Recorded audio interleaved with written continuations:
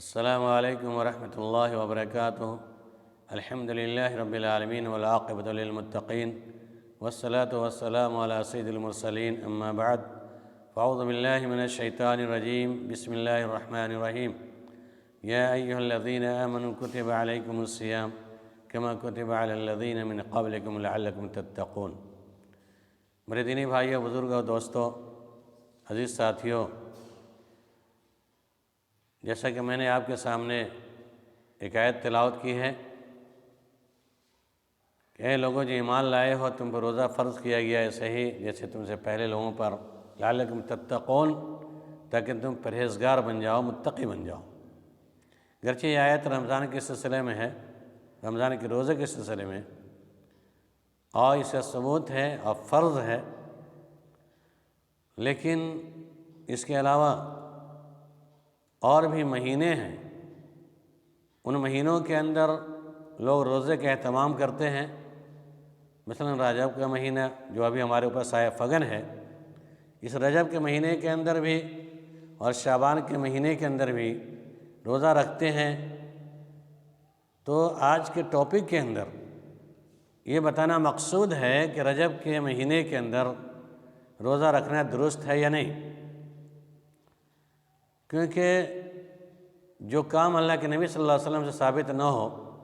یا جس کا ثبوت قرآن کے اندر نہ ہو وہ بدعت ہوا کرتا ہے، اور بدعت کا اجمالی سا تعارف یہی ہے کہ نیکی اور ثواب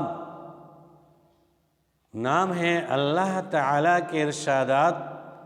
اور نبی کریم صلی اللہ علیہ وسلم کے فرمودات کی تعمیل کا، اور اس کے علاوہ جتنی بھی چیزیں ہیں وہ بدعت ہے، کیونکہ اللہ کے نبی صلی اللہ علیہ وسلم نے فرمایا مَا أَمْرَنَا مَا لَيْسَ مِنْهُ فَهُوَ رَدٌّ، کہ جو کام یا جس کام کا میں نے حکم نہیں دیا ہے وہ بدعت ہے۔ تو رجب کے مہینے کے روزہ رکھنے کا بھی مسئلہ وہی ہے کہ اس سلسلے میں اللہ کے نبی صلی اللہ علیہ وسلم کی کوئی صحیح مرفوع حدیث نہیں ملتی ہے، لہذا کوئی سے رجبی روزہ رکھتا ہے، رجب کے مہینے کے روزہ رکھتا ہے تو سنت کے بجائے وہ بدعت ہوگا، اور کل محدثۃ بدعہ وکل بدعۃ ضلالہ وکل ضلالۃ فی النار۔ بہرحال مثال کے طور پر آپ کہیں گے روزہ رکھنا تو ثواب کا کام ہے، نماز پڑھنا ثواب کا کام ہے، تو یہ کون سی قباحت کی بات ہو گئی؟ بدعت کیسے ہو سکتا ہے؟ تو ثواب، روزہ رکھیں گے تو اللہ تعالیٰ خوش ہوگا، ثواب دے گا۔ تو آپ کے سامنے ایک چھوٹی سی مثال یہ ہے، مثلا قرآن پڑھنا باعث ثواب ہے، یہ مسلمہ حقیقت ہے، کیونکہ اللہ کے نبی صلی اللہ علیہ وسلم نے فرمایا کہ جو شخص من قرأ حرفا من کتاب اللہ، جو شخص ایک حرف اللہ کی کتاب سے تلاوت کرتا ہے، پڑھتا ہے،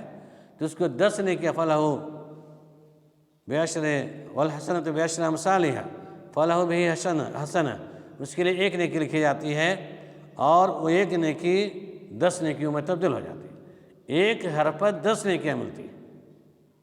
یہ عقیدہ ہے، ایمان ہے کہ قرآن کی ایک حرف کی تلاوت پر 10 نیکی آپ کو ملے گی۔ مثلا الف لام میم 3 حروف ہیں،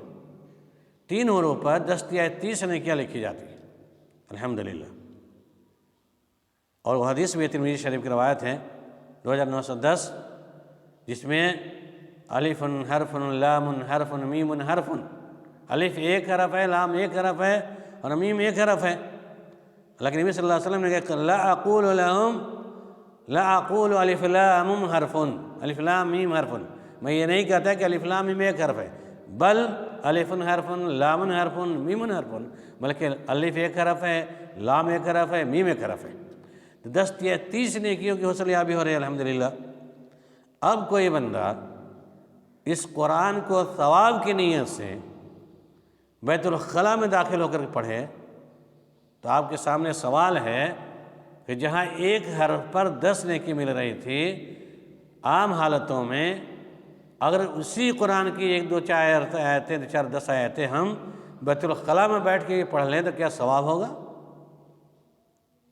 ہرگز نہیں، یہ گناہ ہوگا، کیونکہ اللہ کے نبی صلی اللہ علیہ وسلم نے بیت الخلاء میں قرآن پڑھنے سے منع کیا ہے، بلکہ بیت الخلاء میں بسم اللہ کو داخل ہونا ہے، بس نکلنے کے بعد بسم اللہ داخل ہونا ہے، اللہم انی اعوذ بک من عذاب الخبث والخبائث، یہ دعا پڑھ کے داخل ہوں۔ اسے ثبوت ہے اتنا پڑھ لیں تو داخل ہوں، پھر پائجامہ کرتا اٹھا کر کے بیٹھیں اور پخانہ سے فارغ ہوں، یہ طریقہ ہے، وہ دوسرا موضوع ہے۔ اسی طریقے سے اللہ کے نبی صلی اللہ علیہ وسلم نے کہا کہ بندہ سجدے کی حالت میں اللہ سے زیادہ قریب ہوتا ہے۔ اب سجدے کی دعائیں بھی ہیں، اس میں اور دعائیں مانگ سکتے ہیں، سجدے میں مزید اضافی دعائیں۔ اب کوئی بندہ کہے نہیں چلو اور دعائیں مانگتے ہیں، سبحان ربی الاعلیٰ، سبحان ربی الاعلیٰ، سبحان القدوس، ٹھیک ہے، اس کو پڑھنا ضروری ہے، فرض ہے، پڑھیں۔ لیکن اب کوئی بندہ کہے قرآن پڑھنا بھی تو لائق ثواب ہے، لہذا ہم سورہ فاتحہ ہم سجدے میں پڑھ لیتے ہیں، ہر حرف 10 نیکی مل جائے گی، یا تشہد میں پڑھ، یا رکوع میں پڑھ لے، یا سجدے میں پڑھ لے، تو کیا اس سے ثواب ملے گا یا عذاب ہوگا، گناہ ہوگا؟ ظاہر سی بات ہے گناہ ہوگا، کیونکہ اللہ کے نبی صلی اللہ علیہ وسلم نے قرآن کی تلاوت کا جو حکم صادر فرمایا ہے وہ تکبیر تحریمہ کے بعد، ثنا پڑھنے کے بعد سورہ فاتحہ پڑھنے کا اور سورہ اخلاص یا اور بھی سورتوں کے پڑھنے کا تذکرہ فرما دیا ہے۔ رکوع میں، سجدہ میں، جلسہ میں، تشہد میں، ان حالتوں میں قرآن کا پڑھنا باعث عذاب ہے، باعث گناہ ہے۔ اب کوئی اپنے طرح سے پڑھنا شروع کرے کہ نہیں ثواب قرآن پڑھنے میں ہے تعویل کر کے، تو یہ ثواب کے بجائے گناہ ہوگا، لہٰذا کوئی نہیں پڑھ سکتا ہے۔ اسی طریقے سے مثال میں نے آپ کے سامنے دی تاکہ ذہن آپ کا کھل جائے، کیونکہ اللہ کے نبی صلی اللہ علیہ وسلم نے سجدے کی حالت میں، تشہد کی حالت میں، رکوع کی حالت میں قرآن پڑھنے سے منع کیا ہے، اس سے پہلے پڑھنے کا حکم دیا ہے، اور عام حالتوں میں قرآن پڑھتے رہیں، تلاوت کریں، ہر حرف 10 نیکی ملے گی الحمدللہ انشاءاللہ۔ اس کو عمل کرنا ہے، بات کلیئر ہوگی۔ اسی طرح سے رجب کے مہینے کے اندر روزہ رکھنے کی جو فضیلتیں ہیں، اصل موضوع کی طرح، کہ بعض لوگوں نے اس مہینے میں کئی روزے ایجاد کر لیے، مثلا کسی کو معراج شریف 27ویں رجب کا، کسی کو مریم کا روزہ، کسی نے مریم کے روزے کے نام سے، کسی نے اسراء معراج کے نام سے، روزے کے نام سے، کوئی ہزاری روزہ، کوئی لکھی روزہ، اس طرح کی روزے کی تقسیم کر کے لوگوں کے سامنے تاثر ظاہر کیا اور اس کی فضیلتیں بیان کی کہ یہ روزہ رکھنا ثواب ہے، اتنا ثواب، لاکھوں کروڑ ثواب کا مرتبہ بتایا جاتا ہے۔ اب سوال پیدا ہوتا ہے کہ خواہ کوئی بھی روزہ ہو، ہزاری ہو، لکھی ہو، کروڑ پتی والا ہو، فضیلت بیان کر دی جائے، اس کا ثبوت اور اللہ کے نبی صلی اللہ علیہ وسلم کے قول و فعل سے نہیں ہے تو وہ مردود ہے۔ من احدث فی امرنا ما لیس فہو رد، مردود ہے وہ عمل۔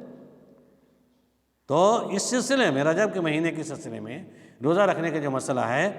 اللہ کے نبی صلی اللہ علیہ وسلم سے ثابت نہیں ہے اور نہ صحابہ سے ثابت ہے۔ اس کے برعکس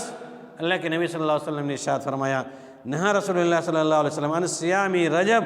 آپ صلی اللہ علیہ وسلم نے رجب کے مہینے کے اندر روزہ رکھنے سے منع فرمایا ہے۔ مصنف ابن شیبہ کے اندر روایت موجود ہے،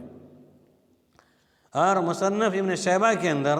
صحیح روایت ہے کہ حضرت عمر فاروق رضی اللہ تعالیٰ عنہ اگر ماہ رجب کے اندر کسی شخص کو روزہ رکھتے ہوئے دیکھتے یا پتہ چل جاتا کہ فلاں آدمی روزے سے ہے، تو آپ کوڑا لے کر کے جاتے اور ساتھ میں کھانا بھی لے کر جاتے اور اس کے سامنے بیٹھ کر کھانے کا برتن کے سامنے رکھ دیتے، کہتے کلو فکلوہ، اسے تم کھاؤ اسے۔ اور کیونکہ روزہ رکھے ہوتا تھا کہ نہیں کھاتا تھا، تو نہیں کھانے کی صورت میں حضرت عمر فاروق رضی اللہ تعالیٰ عنہ برتن کھانے کے رکھ کر کے ان کے ہاتھوں پر کوڑے برساتے تھے اور فرماتے تھے کھاؤ اسے، وہ نہیں کھاتا تھا۔ کہا کہ جس مہینے کی تعظیم کی بنیاد پر تم روزہ رکھ رہے ہو، یہ اللہ کے نبی صلی اللہ علیہ وسلم میں قول و فعل نہیں ہے۔ اللہ کے نبی صلی اللہ علیہ وسلم ہم لوگوں سے کوئی نہیں مسئلہ بیان کیا کہ رجب کے مہینے کا روزہ رکھنا ہے، تمہیں جرأت کیسے ہوئی روزہ رکھنے کی؟ لہذا آپ کوڑے برساتے تھے اور کہتے تھے کہ یہ ایسی تعظیم ہے، اس مہینے کی ایسی تعظیم تو روزے رکھنے کی صورت میں جاہلیت کے سوا ہے، یہ جاہلیت کا طریقہ ہے، لہذا اس سے باز آ جاؤ۔ اسی طریقے سے اس سلسلے میں علامہ علماء کرام کے، محدثین کرام کے اقوال بھی ہیں۔ علامہ ابن جوزی رحمۃ اللہ علیہ نے نقل کیا ہے کہ امام عبداللہ الانصاری رجب میں روزہ نہیں رکھتے تھے، نیز اسے منع کرتے تھے، نیز وہ کہتے تھے کہ ما صح فی فضل رجب وفی صیامہ عن رسول اللہ صلی اللہ علیہ وسلم شیء، الموضوعات، صفحہ نمبر 578۔ علامہ جوزی رحمۃ اللہ علیہ کی کتاب ہے الموضوعات لابن الجوزی، ان کی کتاب ہے موضوعات۔ حدیث کے اندر گڑھی ہوئی جتنی روایتیں ہیں ان تمام روایتوں کا خلاصہ وہاں پر تخریج کے ساتھ انہوں نے کیا ہے۔ آپ کتاب کے حوالے کے اعتبار سے صفحہ نمبر جلد نمبر لڑ کے دیکھیں اور اسے باب کے اعتبار سے چنیں، آپ کو پتہ چلے گا کہ علامہ جوزی رحمۃ اللہ علیہ محدث میں سے شمار کیے جاتے ہیں، بڑے بڑے محدث ہیں، خاص کر تخریج و تدوین کے معاملے میں ان کی معتبر کتاب ہے الموضوعات لابن جوزی، صفحہ نمبر 578 کے اندر اسے موضوع قرار دیا ہے۔ حافظ ابن حجر رحمۃ اللہ علیہ کے وہی قول ہے کہ اس مہینے کے اندر نہ روزے رکھنے کی کوئی فضیلت ہے اور نہ نماز صلاۃ الرغائب کا اہتمام بھی ہوتا ہے۔ میں نے پچھلے ویڈیو کے اندر آپ لوگوں کے سامنے پیش کیا تھا، آپ ایس عالم ٹی وی چینل کو سبسکرائب کر کے دیکھیں، اس میں رجب کے مہینے کے اندر صلاۃ الرغائب نماز پڑھنے کے طریقوں کو میں نے مکمل بتایا ہے اور اس کی تخریج کو بھی پیش کیا ہے، آپ دیکھ لیں، مطالعہ کریں، سنیں۔ اسی طریقے امام شوکانی رحمۃ اللہ علیہ نے ابراہیم بن عطار سے نقل کیا، انہوں نے کہا انما روی من فضل صیام رجب فکلہ موضوع وضعیف لا اصل، الفوائد المجموعہ، صفحہ نمبر 392۔ امام شوکانی کہتے ہیں کہ جو بھی روایتیں رجب کے روزے کی فضیلت میں آئی ہیں وہ سب کے سب موضوع ہے، باطل ہے، ضعیف ہے، ایسی کوئی اصلیت نہیں۔ اللہ اکبر۔ علماء محدثین کے اقوال دیکھیں، عمر فاروق کے عمل دیکھیں۔ اسی طریقے سے ایک حدیث، مشہور حدیث پیش کی جاتی ہے کہ ان شہر رجب شہر عظیم، کہ رجب کا مہینہ بہت بڑا مہینہ ہے، جس نے من صام یوما کتب اللہ صوم الف سنہ، کہ رجب کا بہت عظیم مہینہ ہے، اس مہینے میں جو ایک روزہ رکھے گا اس کو 1 سال کے روزے کا ثواب ملے گا۔ اور پوری عبارت لمبی عبارت ہے، مختصر ترجمہ سمجھ لیں کہ جو 1 روزہ رکھے گا اس کو 1 سال کا ثواب، اور جو 2 روزہ رکھے گا اس کو 2 سال کے روزے کا ثواب، جو 3 روزہ رکھے گا اس کے 3 سال کے روزے کا ثواب ملے گا۔ اور اتنا ہی وہ بس نہیں کیا، اور جو 7 دن کا روزہ رکھے گا، ومن صام 7 ایام اغلقت عنہ ابواب جہنم، اور جو 7 دن کا روزہ رکھے گا، یا جس نے 7 دن کا رجب کے مہینے میں 7 دن روزہ رکھا، اس کے لیے جہنم کے دروازے بند کر دیے جاتے ہیں، وفتحت ابواب الجنہ، اور اس کے جنت کے دروازے کھول دیے جاتے ہیں، اور حکم ہوگا کہ جس دروازے سے چاہو تم داخل ہو جاؤ۔ اللہم فضلا، اللہم فضلا۔ یہ موضوع روایتیں گڑھ کے ایسی روایتیں ہیں، اتنی فضیلتیں والی روایتیں گڑھ کے ایک عام مولوی جب بتائے گا پبلک کے سامنے، جو پبلک عوام، سیدھی سادھی عوام، اس کو پتہ ہی نہیں ہے کہ صحیح کیا ہے، ضعیف کیا ہے، موضوع کیا ہے، منکر کیا ہے، باطل کیا ہے، اس کے سامنے صرف فضیلت بیان کر دی جاتی ہے اور اس حدیث سے تخریج نہیں پیش کی جاتی ہے۔ تو اگر اس روایت کو پیش کرنے والے جو مولوی کرتے ہیں، ان کی ایمانداری کا تقاضا یہ تھا کہ جہاں پہ یہ روایت پیش کر رہا ہے کہ دن روزہ رکھنے سے 1000 کا ثواب ملتا ہے، تو اس ظالم مولوی کو بھی چاہیے کہ اس روایت کی تخریج بھی پیش کرے، کیونکہ علامہ ابن جوزی رحمۃ اللہ علیہ نے اپنی کتاب الموضوعات صفحہ نمبر 578 جلد نمبر 2 کے اندر ارشاد فرمایا، یہ روایت کو نقل کیا ہے اور یہ موضوع گڑھی ہوئی روایت ہے۔ لہذا اگر کسی مسئلے کی وضاحت کرنی ہو، کوئی مسئلہ بیان کرنا ہو، تو اس کی مذمت کی بنیاد پر، تاکہ لوگ اس فتنے سے بچ جائیں، اس برے فعل سے بچ جائیں، تو اس فضیلت کو بیان کرنے کے بعد یہ بھی بتانا لازم ہے کہ یہ روایت ضعیف ہے، موضوع ہے، اور اس میں علماء محدثین کے اتفاقی موضوع ہے۔ تو جو مولوی اس فضیلت کو بتاتے ہیں وہ امانت کے بجائے خیانت سے کام لیتے ہیں اور خیانت فی الحدیث کا اہتمام کرتے ہیں۔ یقین جانیے ایسی روایتیں جو اللہ کے نبی صلی اللہ علیہ وسلم سے صحیح حدیث سے ثابت نہیں ہیں، اور کوئی شخص یا کوئی مولوی یہ فضیلت موضوع روایت بیان کرتا ہے، اس کے لیے جہنم کی وعید ہے۔ من کذب علی متعمدا فلیتبوأ مقعدہ من النار، اللہ کے نبی صلی اللہ علیہ وسلم نے کہا کہ جو شخص بھی ایک باتیں بھی میری طرف منسوب کرتا ہے جو جھوٹ پر مبنی ہے تو اس کا ٹھکانہ جہنم ہے۔ اللہم احفظنا من جہنم، اللہم احفظنا، اللہم احفظنا۔ ایسے علماء کرام کو ڈرنے کی ضرورت ہے کہ موضوع روایت فضیلت میں گڑھ کر کے پیش کریں، اور اس کا ثبوت اللہ کے نبی صلی اللہ علیہ وسلم نے گویا کہ اللہ کے نبی صلی اللہ علیہ وسلم نے جو باتیں نہیں پیش کی آپ بتا رہے ہیں تو ٹھکانہ یقیناً اس حدیث روشنی میں ٹھکانہ جہنم ہوگا۔ پھر دوسرا سوال ہے، دوسرا اعتراض یہ ہوگا کہ کیا اللہ کے نبی صلی اللہ علیہ وسلم نے رمضان کے مہینے کے روزے کی فضیلت اور اس کی مذمتیں، چھوڑنے والوں کی مذمتیں بیان کی، رجب کے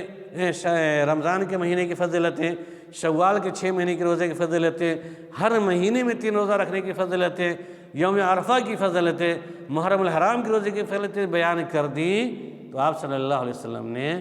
اس رجب کے مہینے کی روزے کی فضیلت کیوں نہیں بیان کی؟ کیا نعوذ باللہ اللہ کے نبی صلی اللہ علیہ وسلم نے خیانت کی، چھپا لیا؟ اللہم فضنا، اللہم فضنا، استغفر اللہ۔ اس طریقے سے موضوع روایتوں کا سہارا لے کر، ضعیف روایتوں کا سہارا لے کے عوام کے سامنے تأثر ظاہر کیا جاتا ہے کہ رجب کا مہینہ ایسا مہینہ ہے، بہت عظیم مہینہ ہے، اس میں 1 دن روزہ کا ثواب 1000 سال کے روزہ کا ثواب ہے۔ اس سے بچنے کی ضرورت ہے، اور تمام سامعین سے گزارش ہوگی اس ویڈیو کو پھیلائے، چاروں طرف عوام تک پھیلا دیجیے۔ یہ بدعت ہے رجب کا روزہ رکھنا، اس کا کرنا گناہ کے بجائے، ثواب کے بجائے گناہ کا کام ہے، لہذا سے بچنے کی کوشش کریں، ہر شخص اس وجہ سے توبہ کریں اور اس کا اہتمام نہیں کریں، اور عوام کے اندر تأثر ظاہر نہ کریں کہ فضیلت والا مہینہ ہے، بلکہ اس مہینے میں نہ روزہ رکھنا ہے اور نہ صلاۃ الرغائب کا اہتمام کرنا ہے اور نہ رجب کے کنڈے کے نیاز کا اہتمام کرنا ہے۔ انشاءاللہ آئندہ آنے والی ویڈیو جو ہوگی ہماری رجب کے کنڈے کی مذمت کے سلسلے میں انشاءاللہ مزید باتیں رکھی جائے گی۔ اللہ رب العالمین سے دعا ہے کہ بار اللہ ہم تمام لوگوں کو، تمام سامعین کو سنت کے اعتبار سے جن مہینوں کے اندر روزہ رکھنے کا تذکرہ ہے اس کی ادائیگی کی توفیق عنایت فرما، بالخصوص رجب کے مہینے کے اندر رجبی روزہ رکھنے سے بچنے کی توفیق عنایت فرما، آمین ثم آمین۔ آخر دعوانا